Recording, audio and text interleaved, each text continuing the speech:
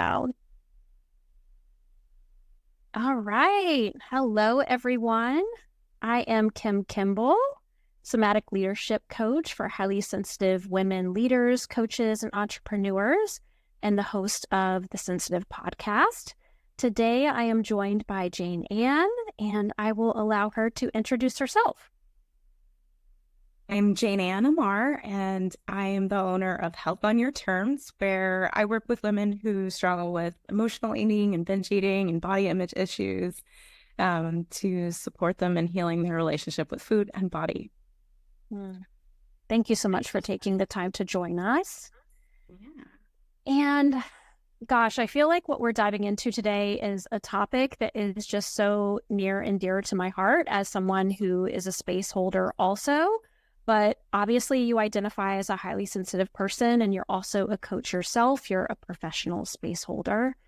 And as a highly sensitive person who is also a space holder, I'm just curious if you could tell us a little bit about what it's been like for you to be highly sensitive and also hold space for others. Sure.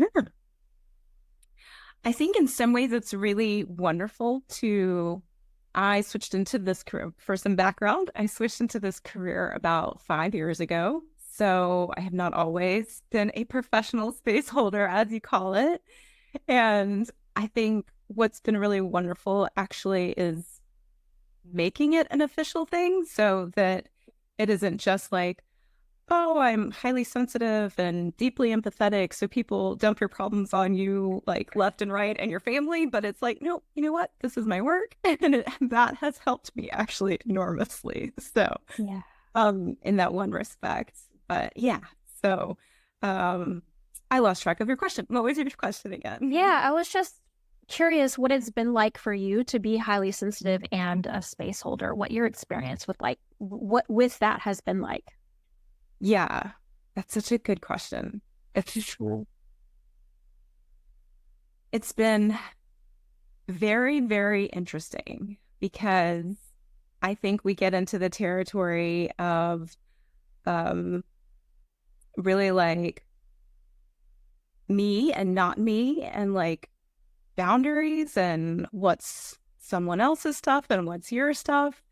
And I think I started coaching from a very conventional perspective, the way that I was trained and the way I was taught to work with people. And it's just so much more complex than that. I think as a highly sensitive person, there's a lot more nuance than here's this coaching technique and some questions you can ask. And my experience has been that it's very easy for me to go really deep with people. I think in addition to being highly sensitive, part of that, I don't know, natural ability probably is also being very highly intuitive. And so it's a level of listening that's almost like presencing rather than just like listening. There's just so many different levels and layers, I think, of listening and being with people. And it's also, I think, really uncommon. Even sometimes I think in professional spaces with like counselors or something, to encounter someone who is able to be very deeply present with you, who is highly attuned to you as well as themselves, that can do that, you know, and that people are like, oh, wow, when that happens sometimes. Yeah. Like I'm not sure how common it is.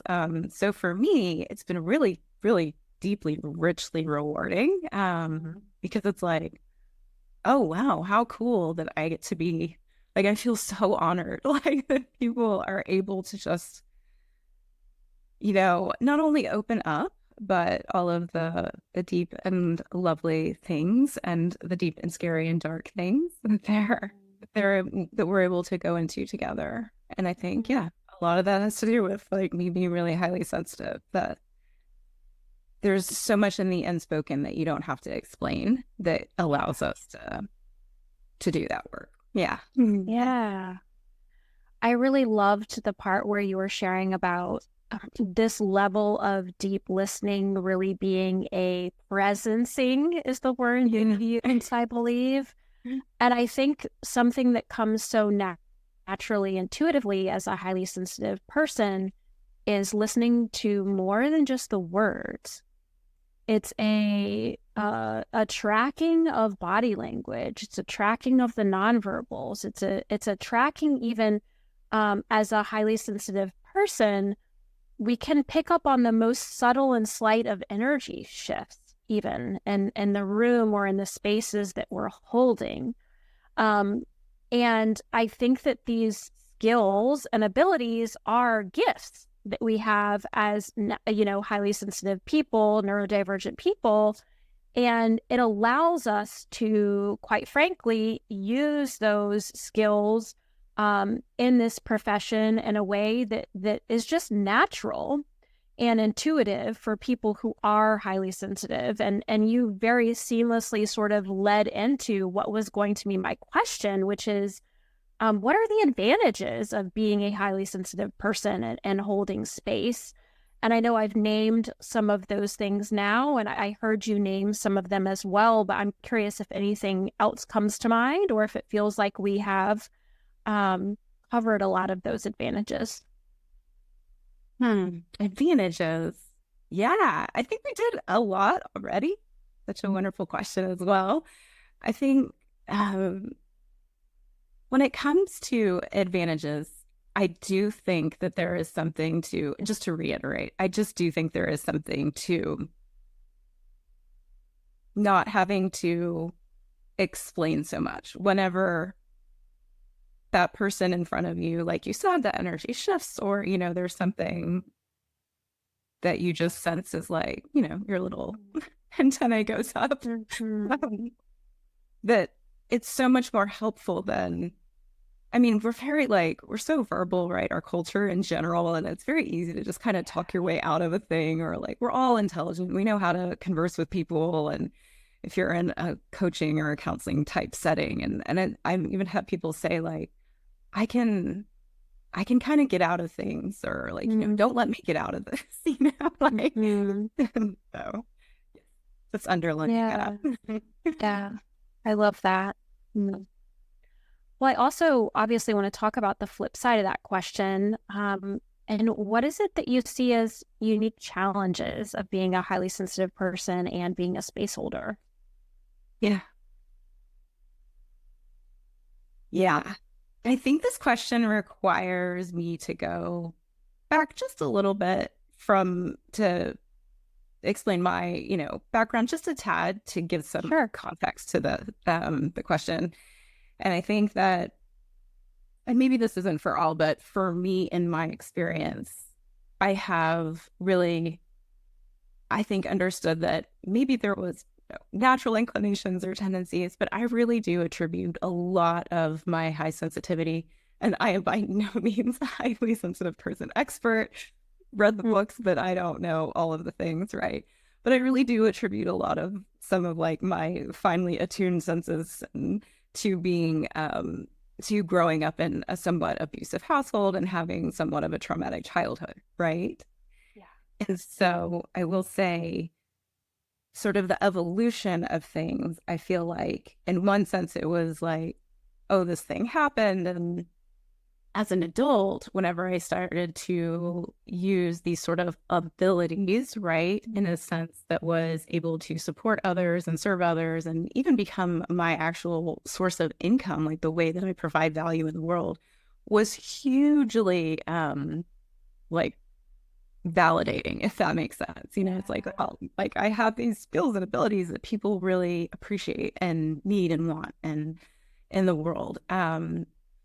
But on the flip side of that, the reason why I brought up my upbringing was because I think that despite that, I've done a lot of personal work myself, of course, but despite that being the case where I was like, oh yeah, this is a skill and ability that I can use and serve others, there's something from my background and my upbringing that was a little bit unresolved around like needing my validation or Yes. like my value or my worth in the world relying on this skill or ability or my value that I bring to others to serve others. And so that's a huge challenge that I have had to work through for sure. Yeah. Same, girl, same. That's what I want to say to that one.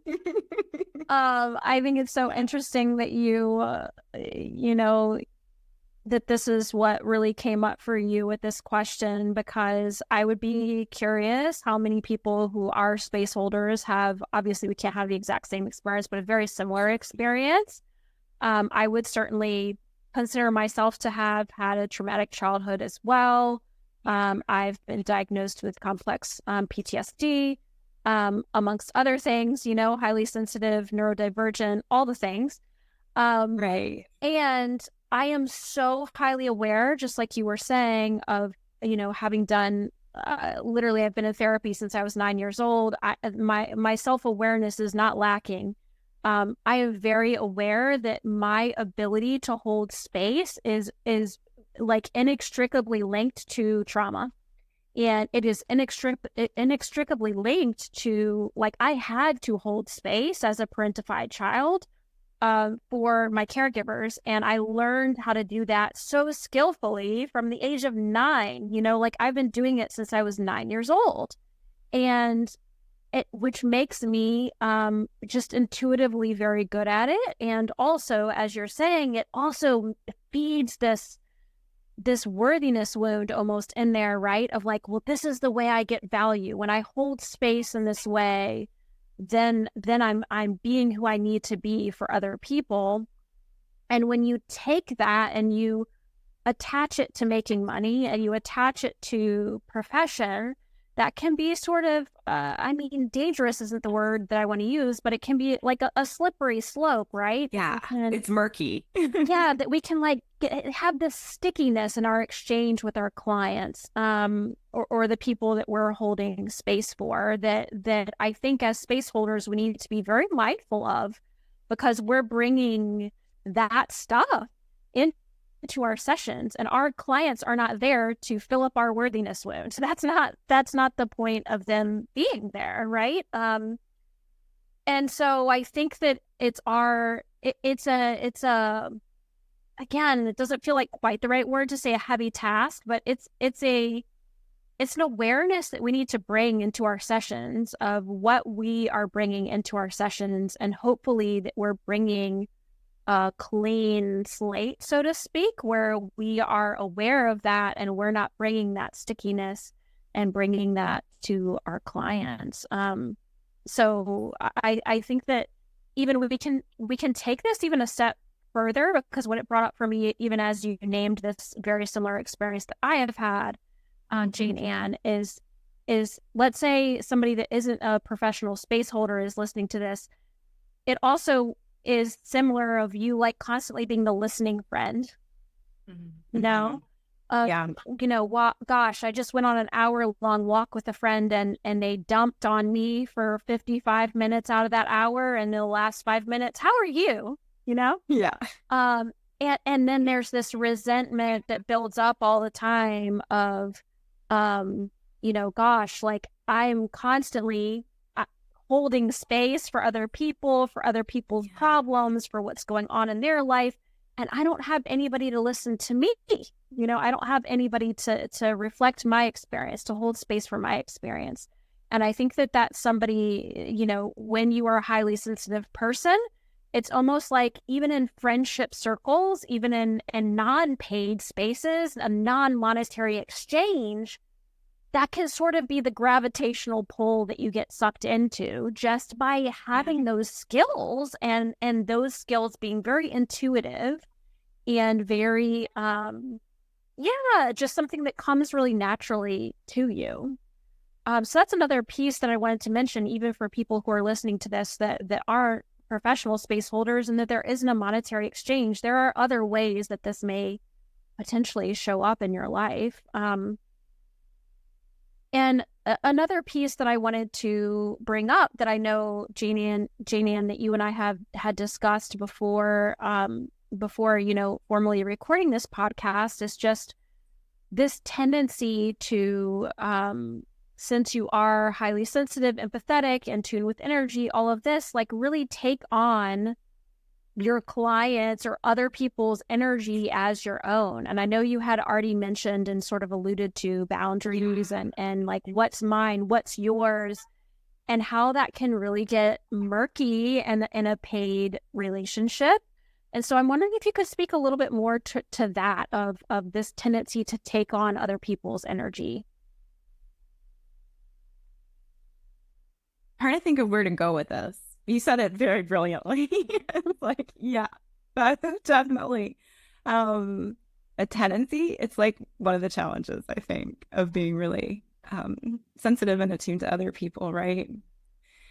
And okay, I'll just go there. So sometimes I think in learning, because it could be really easy for me to tell you like, oh, well, I have, some energetic practices that I use or this or that. And I don't think that's too uncommon. There's lots of information out there, right, that you could potentially find, or, there's so many different beautiful supportive practices and things to kind of clear your energy or ground yourself after, an emotional experience or sort of disconnect from a client. But when I first started coaching, I would frequently like just think of clients like when I wasn't working with them, and I thought like that's kind of weird and that's annoying, but I'm like I don't want to be waking up thinking about a client. Like that's their, they might be in a hard spot, but that's theirs and that's not really mine to hold, right? And so I knew that on some level, right? But didn't know what to do about it. And I have been in various different professional capacities, coaching for different companies. So at one point, I was working for a mental health company, and it was a mindfulness and meditation company. And so people would come. I was teaching them about mindfulness meditation, but they would also bring their life issues.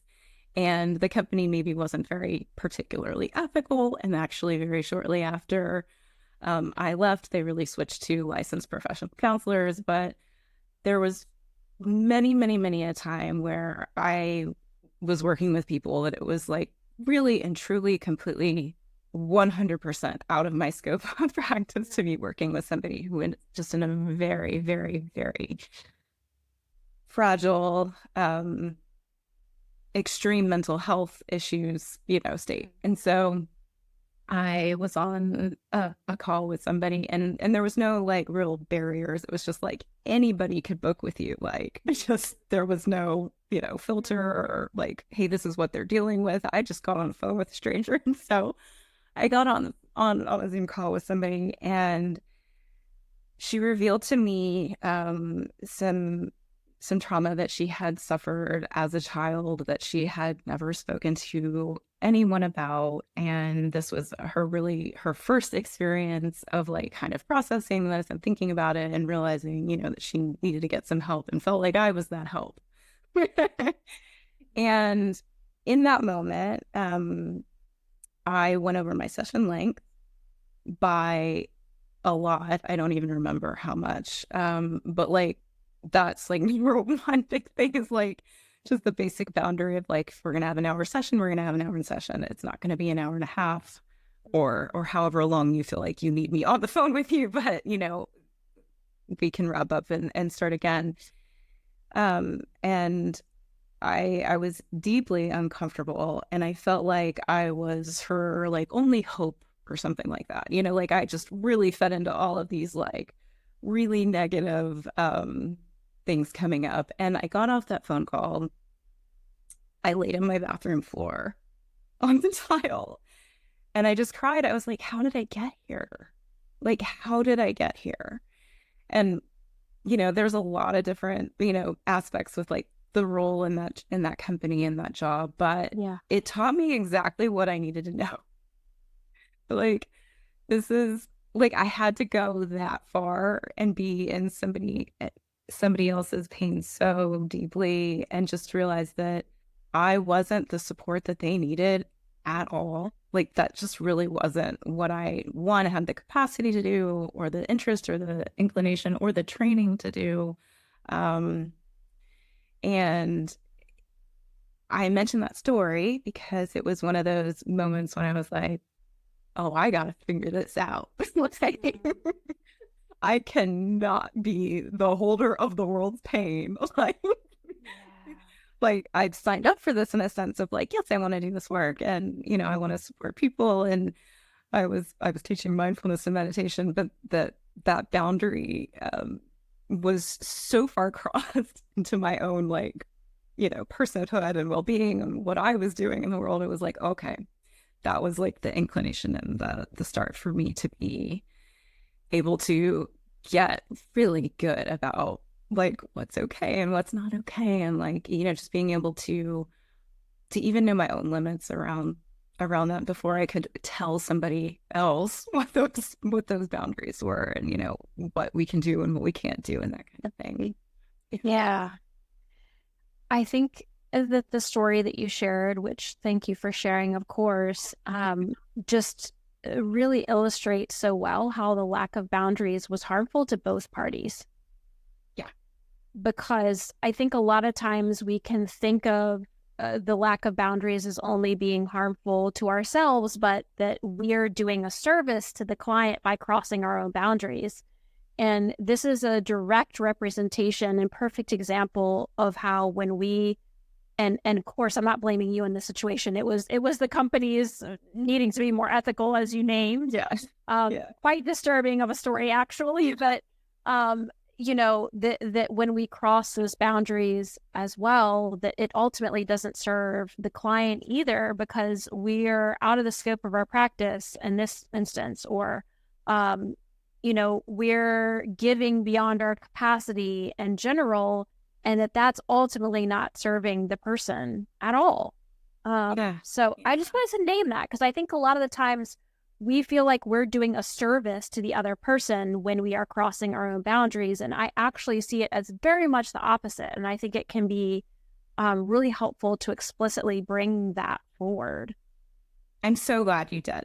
Yeah. Yeah. For picking out of that story very clearly, like the lesson in it, because it was very, very much true. Not only was it harmful for me, who needs to do that with somebody that isn't able to really help you, right? Yeah. Yeah. And within that story too, I also just wanted to bring forward, and maybe we can both share, like, what are some warning signs that you feel in your body, or like come up in your mind, or just in your experience as a whole, that maybe you're taking on other people's energy and things that aren't your own in a session? Because I heard you say like, oh my gosh, I was laid out on the tile floor at the end. Like, clearly that was a warning sign.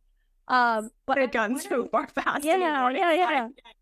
I'm wondering if there's anything else that you notice as a space holder. And again, this can be the listening friend. This doesn't have to be just professional space holders, but what are some warning signs maybe that your body, your mind, what do you notice when you're actually like, I think I'm taking on stuff that is not my energy and not mine here? Yeah.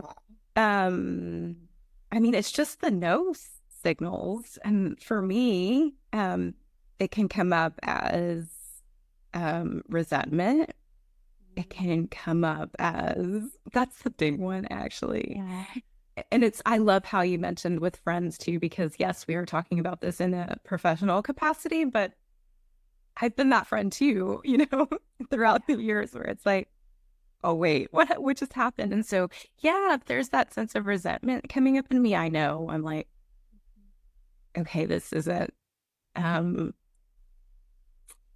equal exchange. And there's something about the exchange of energy, because it's like, it's not equal exchange in like a coaching relationship, of course, because like, I'm not there to talk about myself per se. This is solely focused on them, and I'm there for them. But it's a willingness of myself to give. you use the word capacity, and I would say that that very much feels like, oh, I'm giving of this of myself to you out of my own like desire, and there's something compelling about, you know, the person or the work we're doing.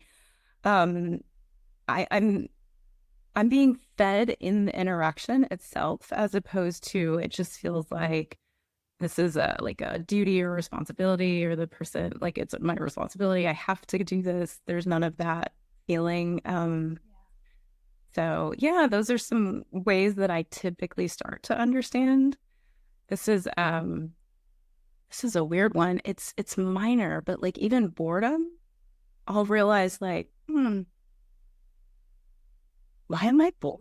I'm never bored when I'm like talking to a client.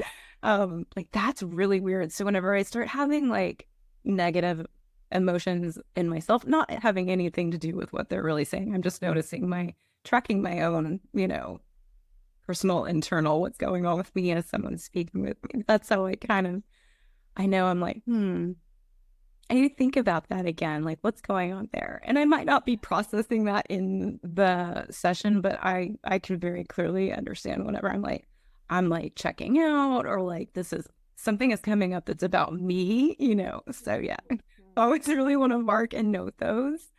I don't typically get into situations anymore where I need to make a call like in the session, like, oh, okay, we're not okay to work together. But Yeah. I will point out from that story that I said earlier, I did get myself into a company that was unethical, that crossed that crossed her own boundaries and didn't respect their coaches and that kind of thing. So that was a little bit on me too. But yeah, it was a huge learning experience. Yeah. You live and you learn through that one. Yeah, For sure. Mm-hmm. Yeah, and I'll just share, I'll also add in my experience. Yeah, because I think it can be helpful to hear different examples. For me, I know that I'm taking on the other person's energy as my own. A lot of times I'll feel just like this tenseness in my solar plexus. It's like I'll be listening to the person, but there's just like this constriction, tenseness, tightness right in my abdomen area. It's like this need to solve or fix, you know.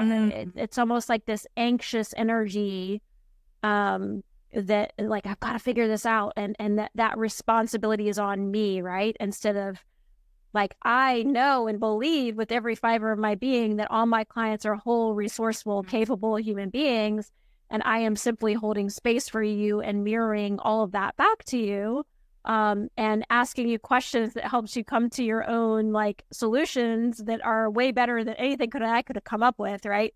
But there can be this like me taking it on as my own, this like like anxious energy, almost this like urgency, I want to say is the word that comes to mind. Urgency, anxious energy, tenseness, tightness in my abdomen.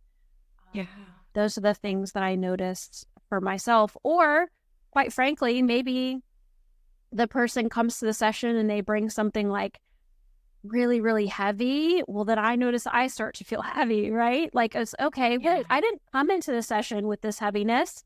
I'm taking on the person's heaviness, and now I feel heavy, but that wasn't mine, right? Of just keeping those things in mind, which kind of seamlessly leads me into my next question. Is I would love for both of us to discuss just any tools, techniques, tips, anything that you have found is really helpful for you that helps you stay in your own energy, stay grounded within yourself as you're holding space for others. Yeah. So, I am like I have a very long like practice of, you know, meditation. So that in and of itself is like just something that like I can't imagine starting my day without, just kind of being in my own energy, being what's present there. Um, but beyond that, like in the moment, I think it is somewhat of, so one of one of the modalities that I use is, it's called intuitive eating. And from that lens and that perspective, they teach something called interoception. It's just basically just being able to feel sensations and things in your body, like your heartbeat. It's not like your five senses. I'm sure you know what interoception is, but and just to explain very briefly, like the idea of noticing like that your heart is racing, or that you have to go to the bathroom, or that you're feeling a little hungry, or maybe you're lightheaded. And so I think staying within my own like physical body and tracking that sometimes is like, I don't really talk about this a lot, so apologies if this comes out weird, but I'm doing that all the time actually when I'm with somebody. And so it both keeps me safe because I'm like, okay, like I'm in my body. I'm not like vacating or like disassociating in any way or something like that. And I have found that I think sometimes I mentioned that intuitive part is that like I will pick up on other people's things. Like you had said, you're like, is this mine? And it will be a little bit of like, oh, wait, is that, I'm checking in and I'm like, oh, I think that's from them. And it might even prompt, like questioning something to them, like, hey, about that sensation that I get. Cause I'm like, that's not really, I don't feel like that's mine. It could be, but like, so it's good to kind of check. And I'm not saying like, is this mine to them? I'm just saying, like, whatever that sensation means to me, like you said, like, oh, I got like a feeling like a pit in my stomach or whatever, they are not expressing something that matches those words. So I might, the words that they're using. So I might say something like, hey, translated into my body, this feels like this. Was that what your experience was like? Or were you feeling such and such? So, yeah. So I think that just like staying really deeply in my body in the moment is like the most grounding thing. Or I can get a little like, oh, and just kind of like lost in somebody else's stuff. Which isn't helpful at all to be lost in somebody else's stuff.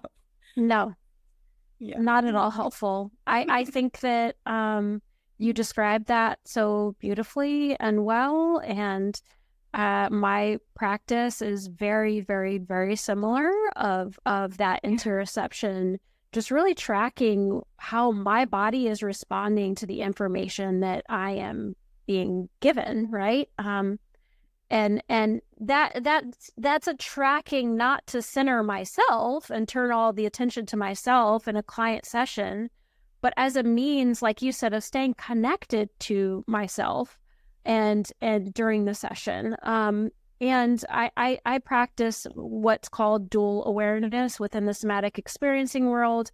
And that's just, okay, like, can I have some attention on them? And can I, however small, have a certain percentage of attention also on myself and the impact that these things are also having on me? And by doing that, practicing that dual awareness, I can sort of practice and notice like, oh, I'm floating off for a moment here. I'm disassociating a little bit. And then, I may intentionally just feel my feet on the ground in that moment. Or can I feel my bottom in touch with the chair? Can I feel my back in touch with the chair? Can I deepen my breathing a little bit if I start to notice, again, this interoception of like, oh, I've noticed that I've started to like take shallower breaths, the impact that this is having on me, or I'm not like fully sinking in.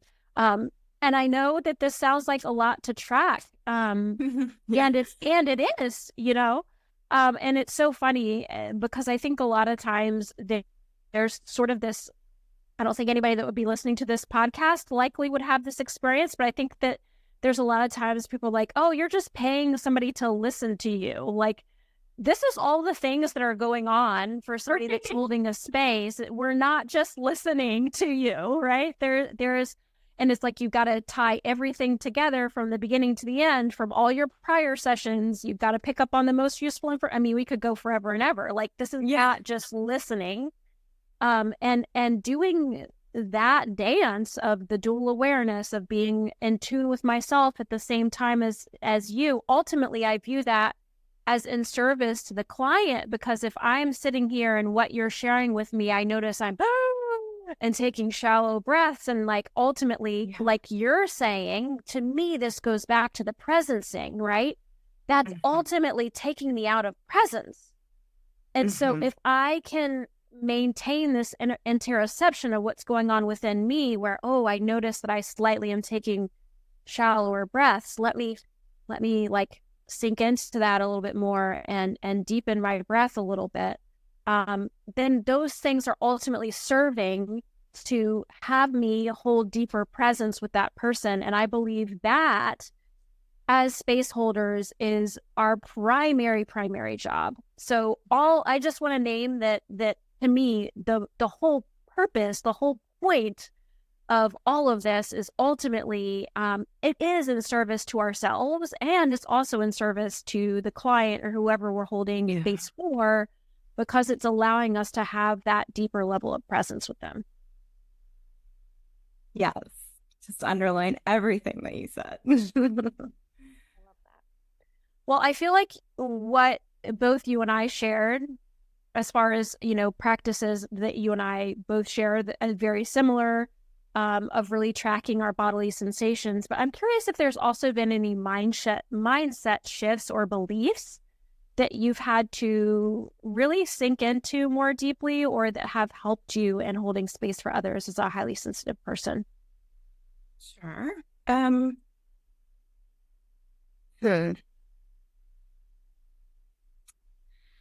think if there was any, like, one other thing I might mention about that, about like being able to hold space for other people, is like we've talked around some of these themes already, but some, like, the theme of,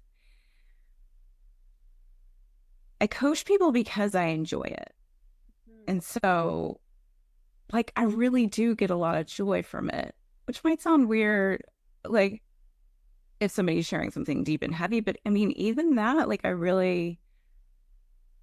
don't know how to express it, but whatever, just different things turn different people on, right? Like, they light us up. And so I think it's been about, like, not forgetting that, like, this nourishes me, as opposed to, and it does when I allow it to, instead of doing it in a way like perhaps working with people I don't like as much. And I've done that a lot because I've worked for different companies and that kind of thing. And that can rather deplete me rather than the coaching being more nourishing. And so I think there's just something to this, like, it's me having, like, strong core of myself, and like, this is what I am giving of my full autonomy. Like, I'm sharing my magic with others and not, like, giving it all away. Like, and I'm not even sure I'm saying that super well, but that's the big concept. Yeah. That's been really, really helpful for me. Like, it's not a have to thing. It's like an I want to thing. Yeah. And it's super minor shift, because it can kind of look the same, but I don't think it's the same at all. And it may look, the tricky part is it may look the same externally to other people, but the internal motivation, the wellspring that it's coming from within you, is a very different source. And I echo that entirely, of like, coaching has been one of the things that gives me the most joy in my life. I can be having one of the hardest days, and then when I get on a coaching call, I am replenished. It feels like I'm restored and rejuvenated in this very real way. So that really kind of goes back to one of those signs as well, of like, if it isn't being nourishing and replenishing and restorative, like, that can be a sign too. Like, oh, something is up here, because if this has always been restorative for me in the past, why isn't it being right now? Like, am I taking on something that is not my own?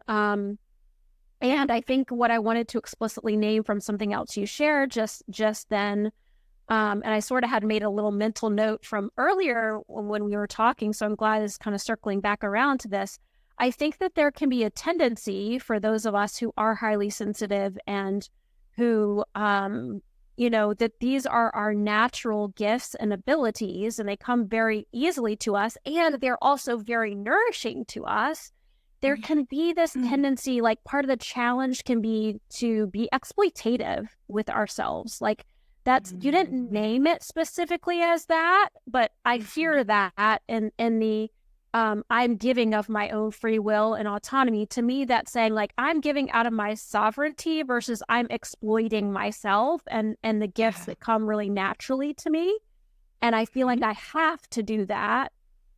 Maybe because some of the trauma that we mentioned in the past of like, this is the way that I get validation or what have you, or like I have to continue to do this because this is how I'm helpful, or the role that I have and I always have, and my identity is wrapped up in that, whatever. There's so many things that can go into that. But essentially, I just wanted to name specifically the are you giving and using your gifts freely out of your sovereignty, or are you in more of this self-exploitative state when you're holding space for others? I love that you pointed that out. Yes. Yeah. You have such a good way with words, Kim. I love it. Explain well. Yes, you're welcome. Well, let's circle back to the mindsets and beliefs. Is there any mindsets and beliefs that have needed to shift? And maybe even I just named one of I'm giving out of my own sovereignty versus like I need to extract from myself and I need to give in this way in order to be valuable or worthy or whatever. But yeah, curious if anything else comes up. Yeah. I think that's like a big one right there. Other mindset shifts or things that could be helpful, I think. Yeah, for me, I think I'll add to that. And what it is that I started out sharing, my background and history and how I know that was somewhat of a barrier for me in the beginning that I didn't know at the beginning.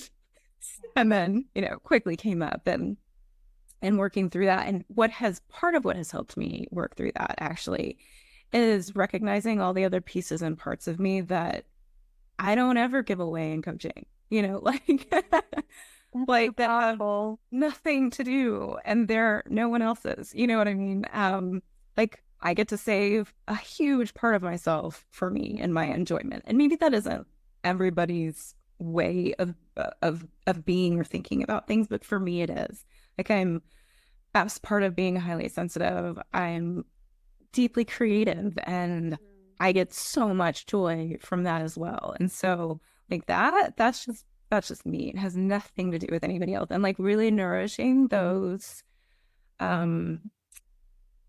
parts of myself that like, it's just purely for me. Yeah. And I feel like that part of that is like why people feel great when they're with me. Or not feel great. That sounds a little grandiose, but like you do pick up on people's energy. Like even people that are like, I don't even believe in energy or I don't even know what you're talking about. You know what I mean? Like totally feeling about people. We all have been at a party and like you walk in, like someone walks into the room and you feel the energy shift. Like you can't explain that other than like, oh, the energy around that person is a little off, whatever. So yeah, I think we've all had an experience like that. Yeah. I love what you shared there. And I just will add to the conversation as well of, I think something that is really helpful for me is remembering the division. Like I call this the division of responsibility. I've used this so much that I've just kind of coined a term for it. Yeah. Really, that's a way of saying, remembering what is mine and what is not mine. Remembering that when I show up to a call, it is my job to ask powerful questions, to do what I am trained to do. And as you and I have named many times over in this call, to really actively listen with my whole being, which we will call presence. It's my job to be in presence. to give, skills and tools and techniques that I know can help the situation. And beyond that, nothing is mine, right? Like what the person does with that, what they go away and implement, like the changes that they I love that. outcomes that they have, like none of that is mine. While sometimes I really wish that I could be responsible for getting people like the outcome, like just handing them over the outcome, that is their responsibility. So just really remembering this division of responsibility, so that I'm not taking on what is not mine, and really staying in my own responsibility and what I'm responsible for, is so helpful for me personally. Just wanted to name that as well. That's beautiful. That brought up something for me that I wonder if I could offer something about. I've noticed a little bit of a distinction in when working with clients for a company versus working with clients in my own practice. Yeah. And it goes back to that piece that you said about being really clear about what we're showing up with to a relationship, like a professional relationship in a coaching sense, because I second everything you said. All of my training and everything is like, people are creative and resourceful and whole. And that's the language I would use to, just sort of disconnect from, it's, we can't, we're just supporting them and we have a role and like staying within that role. Right. But people, whether they're doing good, bad, neutral, it's really not up to us. Right. And honestly has nothing to do with us. But I have totally found that I had to go through this whole other layer of that whenever I started showing up for people in a coaching relationship in my business again. Like I had this whole like, yeah, totally like not attached to the outcome, like just in the experience of having worked with people for a long time and just this is just kind of the way it is, and knowing what that looks like for me and sort of a general coaching journey with people. And then I had to do it all over again whenever I had all of these like, oh, but I need this person to like me, or Yes. I need this person to want to, get, value from our program together so that, whatever, my business does great and all of that. And so it was like this whole other thing. And I was like, oh, that's a whole other level of like letting go. Yes, I'm so glad that you named this because I certainly have had many growing pains with this in my own business. And I know that there are many layers to that onion that, people I think can expect that to get better the more quote unquote financially successful your business is. But in my experience, it just brings it even more. It amplifies it if it's not something that you are sort of actively dealing with and supporting yourself through. And I'm glad that you named it really simply for if nothing else, for normalizing that this is a normal part of business and that there's something that shifts when you are the owner of the business, when you're the face of it, when it is you. That it makes it more vulnerable, right? It makes it much more inherently vulnerable because it's attached and tied to you and you wanting people to like you and do well, and that's tied to your business success and all of these things. And I think it's such a journey for us as business owners to recognize that actually the more true to ourselves, the more rooted in our values, the less we people please, the more we act out of our sovereignty, the more successful we will be. And that sort of ties back to something that you named before of working with not exactly best fit clients. Like when we're really clear and we don't take on clients that aren't the best fit for us, we know that that's in service to them and also to us. And that helps our satisfaction and helps our business ultimately be more successful.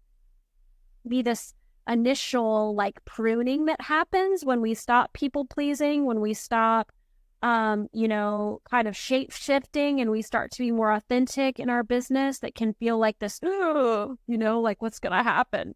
So I just like that you named all that, and I went on a big rabbit trail with it. No, I'm so glad I was someone with bait and bread for what you say, because are, of course, ahead of me. I am much newer in my business than you are. So I'm interested to hear it. Thank you for sharing that.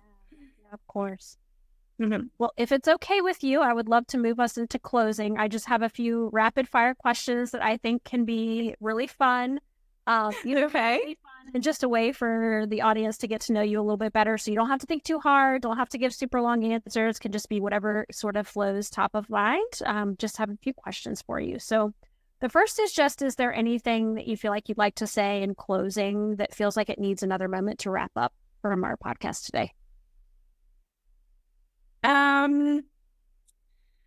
don't know if there's anything extra to add other than I think it's really great to be highly sensitive, and that I think that the world is needing and wanting our gifts, and that we don't have to like hide them or like be in like it's just it's time, you know. I love that you've talked about authenticity as well. Like it's just been such a beautiful balance, I think, of um celebrating like something that has not always traditionally been seen as a positive trait. So, yeah. Love that. Well, that leads beautifully into the next question, which is, what do you wish people knew about your experience as a highly sensitive person in the world? I wish people knew. I think, I think I wish people, you know, it's almost like I feel like high sensitivity, or if we're talking about more specifically being coaches and being able to support others and using this gift, I think it would be, we've touched on it, but I really just want to like emphasize that it's like this, you know, equal measure of like light and dark. It's like there's this beautiful like, you know, like blossom of something that, you know, feels like, oh, how cool that, you know, this person is able to support people in this way or does this really lovely work. And, you know, I've gotten so much value from it, but like it comes from there's other things there that like it didn't come from nothing. Like it had some grit, and there's some, you know, some darkness behind that. And so and obviously I feel like that's like literally the essence of like why highly sensitive people is like that we think deeply and that we're able to like process things that in a different way than a lot of others. And so like, yeah, just pulling some of those threads out for people to be able to see that it's like, yeah, both sides. There's the good and sort of the bad, so to speak, too. Mm-hmm. Yeah. And that you can't have one without the other. That is two sides of the same coin, and that you can't have one without the other. I think that's so important. Thank you. Yeah. Yes. It's the wholeness. Exactly. Yeah. What's the last thing that truly surprised you? The last thing that surprised me. Such a hard question. I don't know. We have like a whole lot of like, oh, I do have a good one. Okay. So it's having this thing with bats. Like I kept seeing, like I kept like people telling me about bats. It was really weird. And I've been deciding whether I wanted to get a tattoo of a bat, and I won't go into the whole thing, right? But I was kind of like, this bat thing is weird. Like bats all the time, everywhere. And I said it to my husband, and he goes, oh, there's a bat that I see every morning when I walk the dog outside our house. And I was like, oh, that's interesting. So I decided, and I don't ever walk with him in the morning. He always walks the dog in the morning. I was like, well, I'm going to go out and get a bat tattoo if I see a bat.